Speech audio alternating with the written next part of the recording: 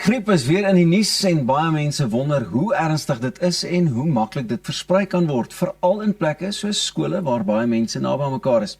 Om vir ons meer te vertel oor die vroeë tekens, hoe aansteeklik dit is en wanneer mens bekommerd moet raak, gesels ons nou weer met ons interne huisdokter, Dr. David Hyams. Dok, goeiemôre en baie welkom. Dankie Pieter, ek sien ek het nuwe status gekry, baie dankie. Jy's vir my interne huisdokter, môre is jy eksterne ginekoloog. Ek weet nie, ons sal die status net aanpas met die gesprekkies wat ons moet lei. Nee, baie dankie. Vertel gou vir my, wat is die eerste simptome waarna ou moet kyk spesifiek vir varkgriep?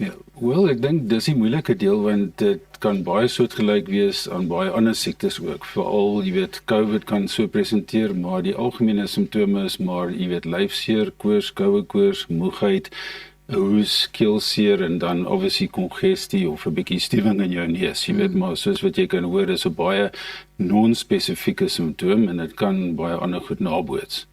Ja, wonder nou, my ou begin dan seker maar dadelik by die meer ernstiger gevalle as jy nou iemand mos nou wat jou besoek, dan begin jy nou maar kyk na die ernstiger en hoop dit is nie dit. Dit is reg, ja, nee. Baie mense wonder natuurlik ook hoe vinnig dit versprei en jy weet hoe aansteeklik hierdie virus is. Onthou, dit was die sogenaamde swine flu was die een wat die pandemie veroorsaak in 2009. So as 'n nuwe griepvirus, jy weet, tevore kom, is dit maar baie meer aansteeklik en dis hoekom, jy weet, dit 'n wêreldwye probleem was daai tyd. So oor die jare, jy weet, kry ons nog steeds die sogenaamde swine flu of influenza A as hy eintlik beter bekend is. En dit is maar aansteeklik, jy weet, obviously met druppelbesmetting en goed, jy weet, so as ou neus hoes praat selfs, en dit is maar, jy weet, waarskynlik nie meer aansteeklik as selfs jou COVID virus, maar jy weet, enigiets wat te doen het met druppelbesmetting sal jy definitief 'n risiko hê. Is dit veral hoekom dit maar in skole redelik vinnig versprei, want ek meen die ouens is maar naby. Dis verseker so, ek dink ons het gesien in COVID tyd toe almal bietjie distansiering toegepas het en maskers gedra het en sanitizer gebruik het, was die insidensie van griep letterlik 20% minder is wat jy weet elke jaar is, en dit het net gegaan oor daai maatreëls.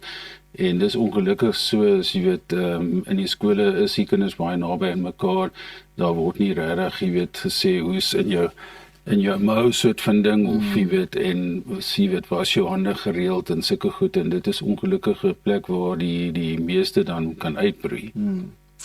Hulle sê ook natuurlik, as jy nou hierdie griepsimptome het, moet jy by die huis bly, moet jy so gou as moontlik dokter toe gaan, wat moet 'n ou doen? Ek dink dat die meeste mense, jy weet, wat gesond is, kan maar by die huis bly rustig wees, jy weet, en hulle sal oor dit kom. Maar daar is maar definitief, jy weet, sekere mense wat 'n baie hoër risiko het, en dit is daai mense wat eintlik dokter toe moet gaan.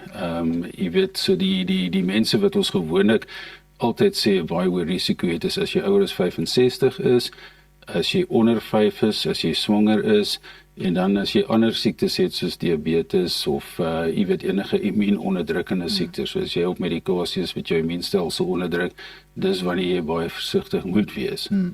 Is daar sekere goedjies wat 'n ou moet doen, byvoorbeeld as jy nou weet dat die seisoene verander, nou byvoorbeeld ek het al gehoor van die griepinspuiting, is dit 'n goeie ding, of moet jy maar net jou Vitamiene C aanvulling 'n bietjie meer maak, wat kan 'n ou doen? Nee, ek dink die griepinenting, daar's obviously baie mites daaroor ook, jy weet, maar dit is verseker 'n baie goeie beskerming. Jy weet, elke jaar verander die griepinenting, jy weet, dit word gekyk in die noordelike halfrond wat se, jy weet, kombinasies van serotipes was daar, en dan word ons gemaak vir die suidelike halfrond. So dit beskerm jou definitief, en dit is nie 'n lewendige ding, so dit kan jou nie siek maak nie, en dis een van die groot mites wat mense altyd bekommerd oor is as ek dit vat, gaan ek siek raak van die ding, want in die verlede was dit lewendige goed, mense het baie keer siek geraak van die inenting, maar die nuus kan 'n mens nie seker raak van nie. Ja, Dok, waar kan ons jou kontak? Want ek weet daar is definitief mense wat op jou knoppie wil druk, soos wat ons dit telke male doen. Yes, well, my hoofpraktyk is in Mill and Main, Central Square, daar in Waterkloof Glen, Pretoria. En obviously die beste is maar net om te kyk vir Dr. David Hyams, en dit sal dan opkom op my webtuiste en dan die selnommers en die goed ook. Dr. Hyams, baie dankie. Arnold staan gereed om te gesels met 'n baie goeie, vername Suid-Afrikaanse golfspeler wat jy nie wil mis nie. Ons kyk net hierna verder.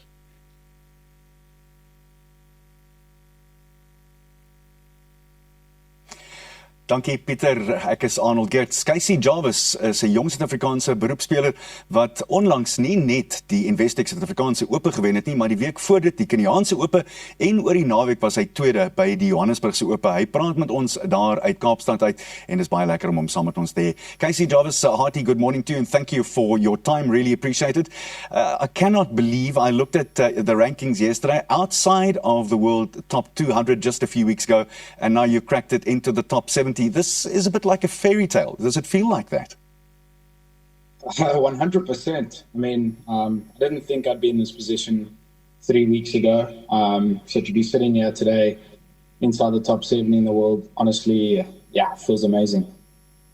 Casey, I feel like I have a little part to play, and if you'll indulge me for just a second, when I listened to the interview that the European Tour had with your dad during the SA Open and Stellenbosch, your dad mentioned that as a young boy, you and he sat and watched the 2011 Masters, which of course our own Charles Schwartzel won, and you said to your dad you'd like to be there. I actually broadcast that on SuperSport in the old days. Just take us back to where this all started for you as a very young golfer. Yeah, I think my dad played a big role. Obviously, he kind of introduced me to the game. He took me to the range pretty much every day after school. And yeah, I mean, it was fantastic what he did for me, the sacrifices he made. Yeah, I mean, it was basically all my dad. He taught me the game. He actually carried on tour before I was born. So he kind of knew a lot about the game. So yeah, I mean, I couldn't be here today without him. I know you've said it often, Casey, and it's so nice to hear that coming from you. Just take us back to the Kenya Open. There was some incredible play, and of course that the finish, the way you handled yourself and your game at the finish on 18. Just what do you remember of that? Yeah, I mean, obviously, I never won a DP World Tour event before. So I was a little bit nervous on the last couple of holes, but seemed to manage it really well. And yeah, all the emotions came out once I held that final putt. Truly incredible feeling. Honestly, probably one of the best days of my life. And then, of course, just the week after, you get your name on a trophy which has our all-time greats and some of the world's all-time greats. Of course, Gary Player on there 13 times, Sid Bruce, the list goes on and on and on. And all of a sudden, there's the name Jarvis on that beautiful trophy, the second oldest one in the world. Give us an insight of what that feels like when you put yourself in those terms. Yeah, I mean, I had a look at all the names on the trophy just after I'd won, and I mean, again, I didn't think my name would ever be on there. So, I mean, it's really a dream come true. But my name is shared with some of the greatest golfers to ever play the game. So, I mean, it's truly incredible. I didn't start off the week great that week, and yeah, just to win your home open is absolutely incredible. The fans at Stellenbosch were amazing, and yeah, I mean, it was crazy.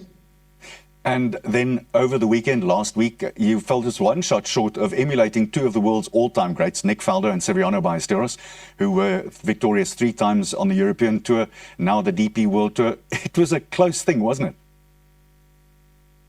Yeah, it was definitely it's a tough one to take because I had 2 good chances on 17 and 18, and unfortunately missed them both. But I mean, you know, that's golf. It happens. It is what it is. Obviously, it would be nice to join those names. I mean, those golfers are those are some of the best names to ever play the game. So to be able to join them would have been great. But I think there'll be many more opportunities. I think I'm on the right path. So yeah. I guess the line, you can't win them all, that has to suffice for last week.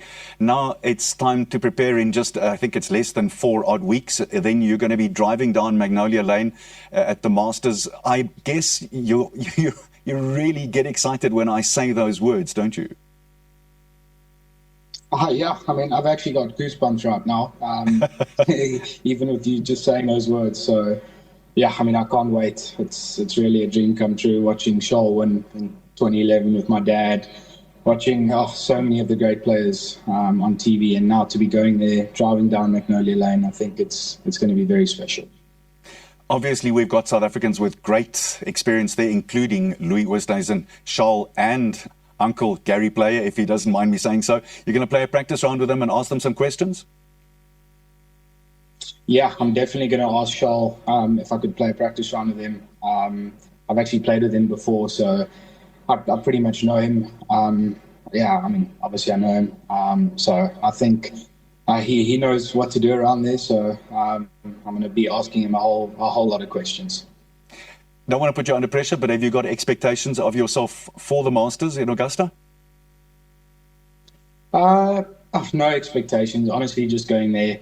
I mean, I'm just going to go and try and enjoy it. I mean, it's a once, or hopefully more, I can compete in the event more times in my life, but I mean, it's the first time, so I think I'm just going to try and enjoy the moment. Casey, cannot thank you enough for your time today. Really was an honor. Go out there and keep doing what you're doing. South Africa as a whole are incredibly proud of you. Fly the flag in Augusta very well. Thank you so much. Take care. Dis dan jong Casey Jarvis wat ongelooflike opgang gemaak het in die afgelope paar weke in die wêreld van golf. Ons gesels net hierna met die man wat die ivoor so mooi kan tokkel, Rocco de Villiers. Hy's net hierna op Goeiemôre Goeiemôre.